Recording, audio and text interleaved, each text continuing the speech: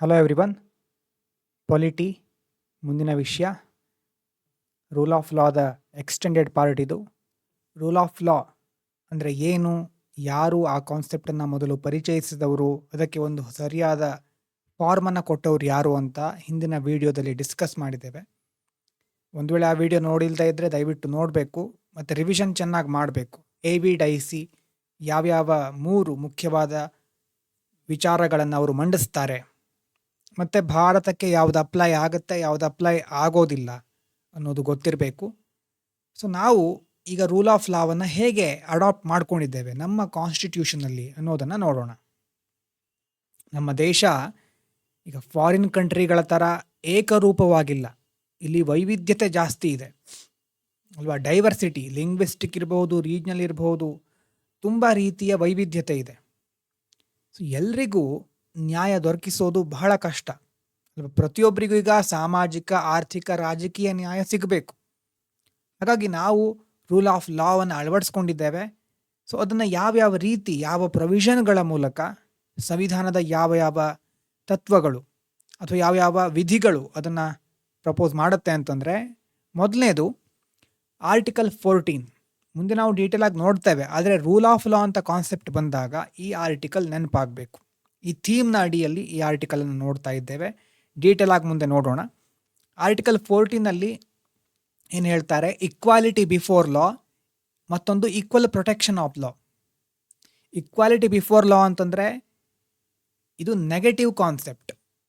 Negative ಅಂತಂದರೆ ಏನು, ಇಲ್ಲಿ ವಿಶೇಷ ಸವಲತ್ತುಗಳು ಇರುವುದಿಲ್ಲ ನೆಗೆಟಿವ್ ಅಲ್ವಾ ಅದು.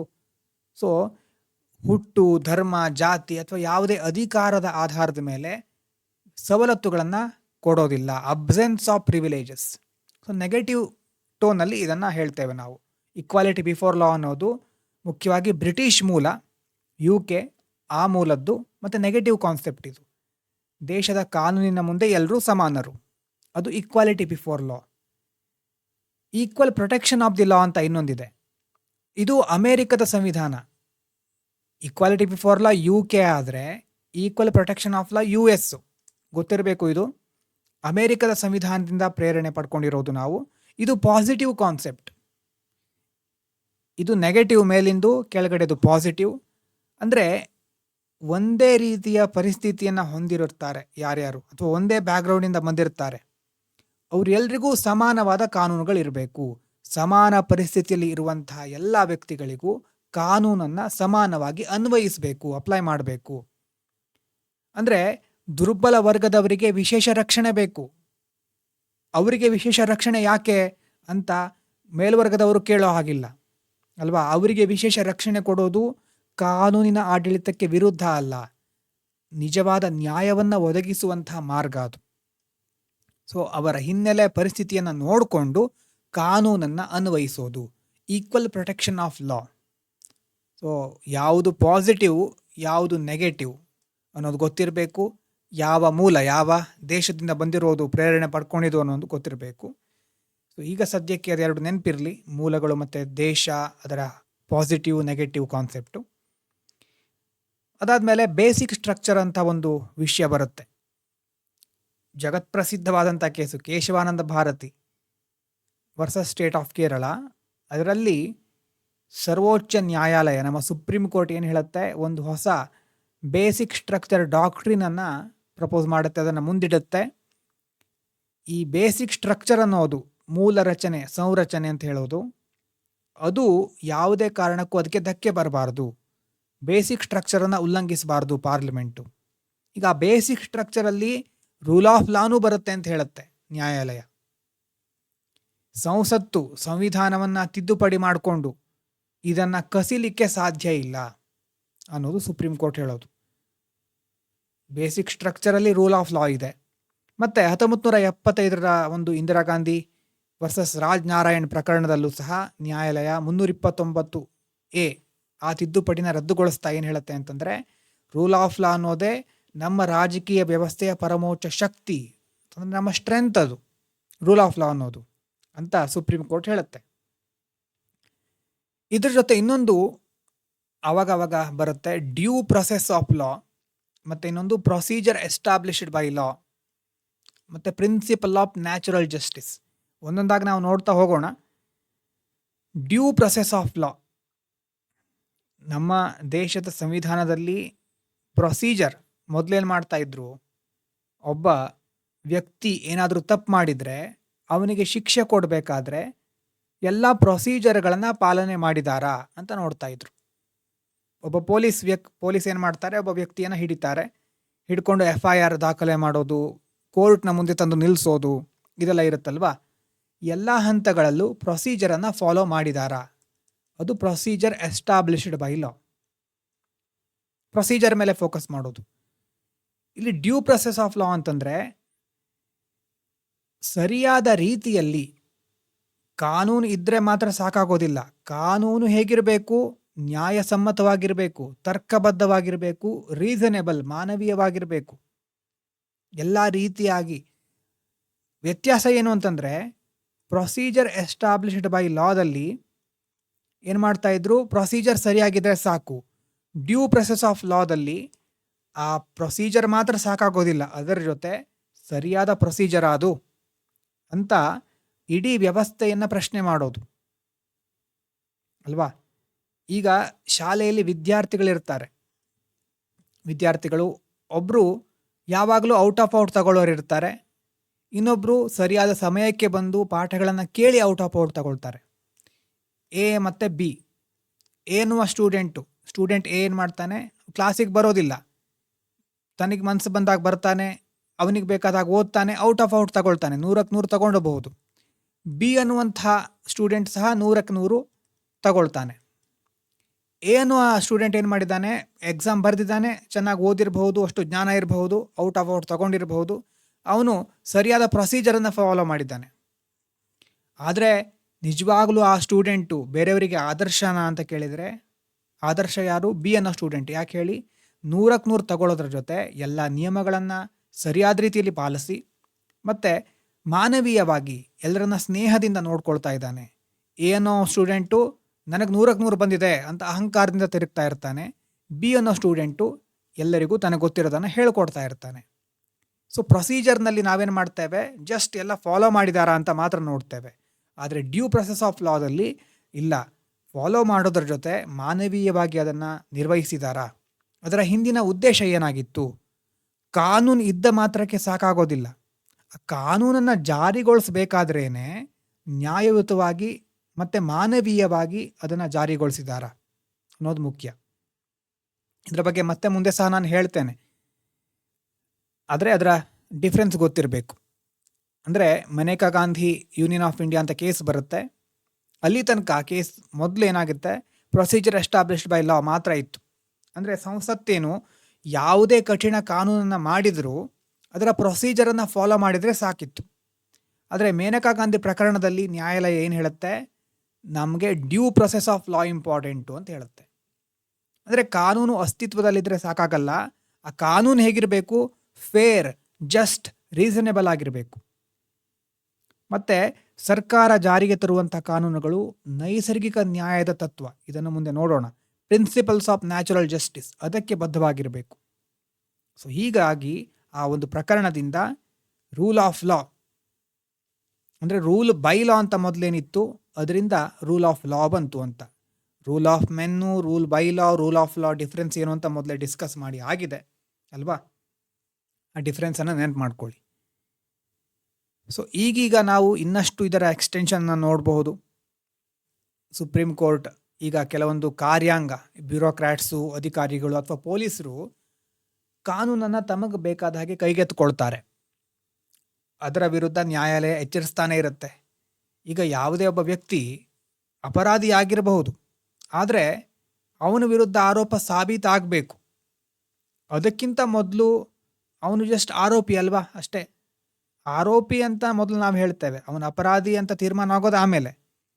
ತೀರ್ಮಾನ ಆಗೋಕ್ಕಿಂತ ಮುಂಚೆನೇ ಅವನ ಮನೆ ಆಸ್ತಿಯನ್ನು ಧ್ವಂಸಗೊಳಿಸೋದು ಕಾನೂನಿನ ಆಡಳಿತಕ್ಕೆ ವಿರೋಧವಾಗಿದ್ದ ಹಾಗೆ. ರೂಲ್ ಆಫ್ ಲಾ ಇಲ್ಲಿ ಬ್ರೇಕ್ ಮಾಡ್ತಾ ಇದ್ದಾರೆ.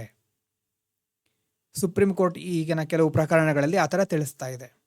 ಹಾಗಾಗಿ ಲಾ ಆಫ್ ದಿ ಲ್ಯಾಂಡ್ ಪ್ರಕಾರನೇ ನಡಿಬೇಕು, ಸಂವಿಧಾನದ ಪ್ರಕಾರನೇ ಆಡಳಿತ ನಡಿಬೇಕು. ಯಾವುದೇ ಒಬ್ಬ ವ್ಯಕ್ತಿ, ಸಂಸ್ಥೆ ಏಕಪಕ್ಷೀಯವಾಗಿ ತಮ್ಮ ಮನಸ್ಸಿಗೆ ಬಂದ ಹಾಗೆ ಕ್ರಮ ಕೈಗೊಳ್ಳಬಾರ್ದು.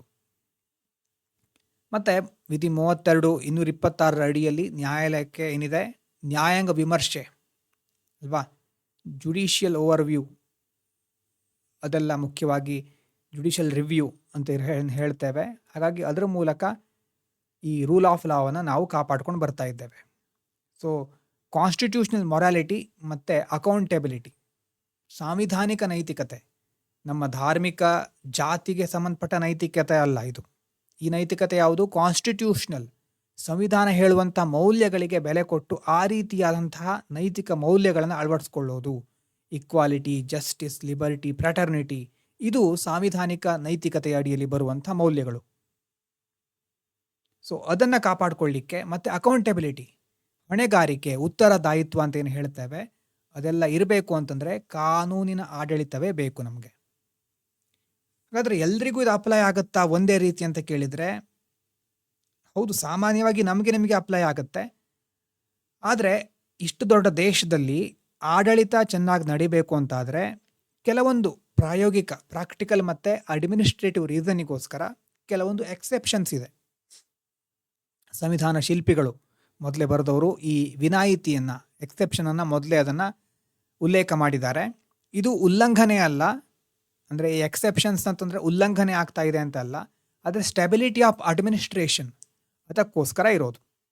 ಯಾವುದೋದು ಅಂತ ನೋಡಿದರೆ 361 ರಾಷ್ಟ್ರಪತಿ ರಾಜ್ಯಪಾಲರ ಬಗ್ಗೆ ಸಂಬಂಧಪಟ್ಟಿರೋದು.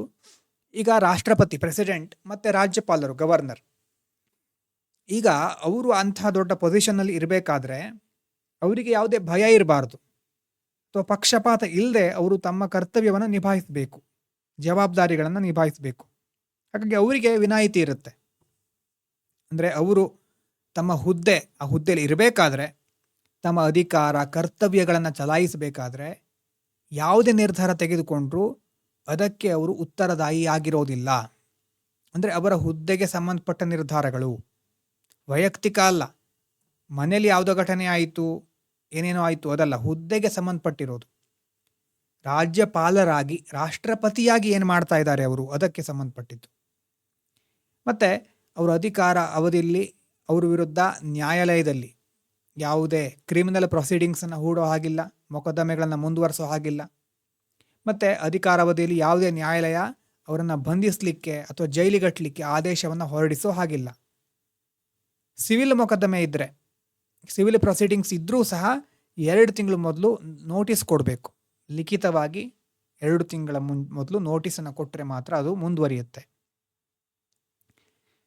ಮತ್ತು ಇದ್ರ ಜೊತೆ ಈಗ ನಾವೇನು ವೋಟ್ ಹಾಕಿ ಕಳಿಸ್ತೇವೆ, ಜನಪ್ರತಿನಿಧಿಗಳು, ಅವರು ನಿಜವಾಗ್ಲೂ ನಮಗಿರೋ ಸಮಸ್ಯೆಯನ್ನು ಅಲ್ಲಿ ಚರ್ಚೆ ಮಾಡಬೇಕು. ಅದಕ್ಕೋಸ್ಕರ ಸಂವಿಧಾನ ಅವರಿಗೆ ರಕ್ಷಣೆಯನ್ನು ಕೊಟ್ಟಿದೆ.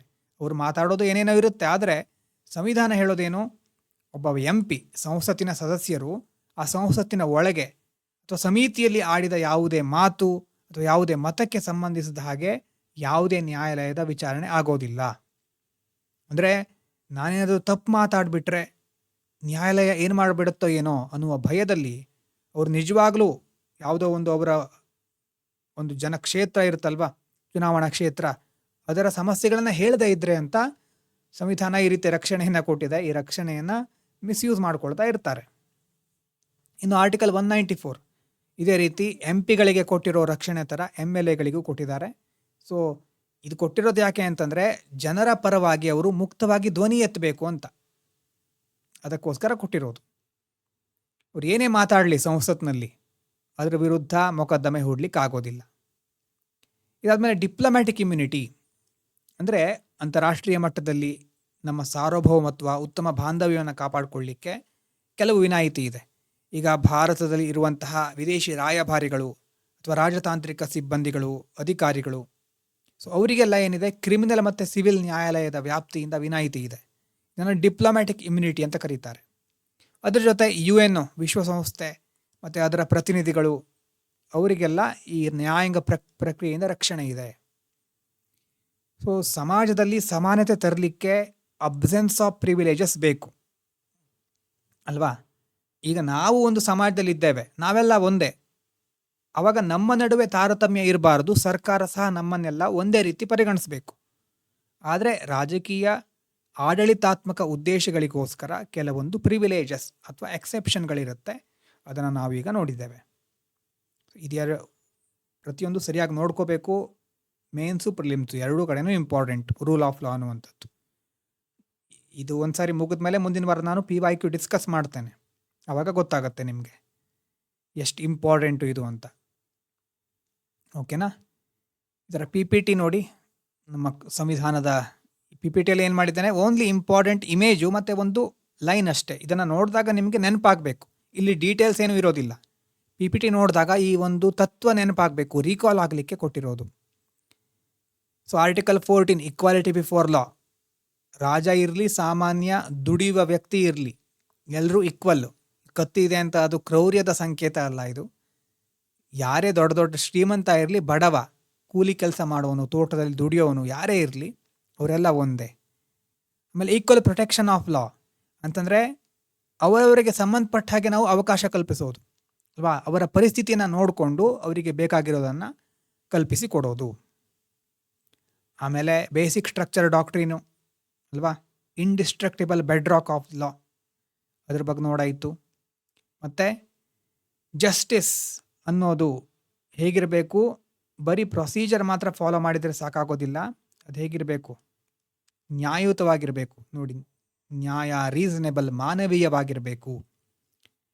ಅದರ ಜೊತೆ ಇತ್ತೀಚಿನ ದಿನಗಳಲ್ಲಿ ಆರ್ಬಿಟ್ರರಿ ಫೋರ್ಸ್ ಯೂಸ್ ಮಾಡೋ ಹಾಗಿಲ್ಲ ಅನ್ನೋದನ್ನು ನೋಡಿದ್ವಿ. ನೆಕ್ಸ್ಟು ಸುಪ್ರೀಂ ಕೋರ್ಟಿಗೆ ಒಂದು ಜುಡಿಷಿಯಲ್ ರಿವ್ಯೂ ಆರ್ಟಿಕಲ್ 32, 226 ಅಡಿಯಲ್ಲಿ ಇದೆ.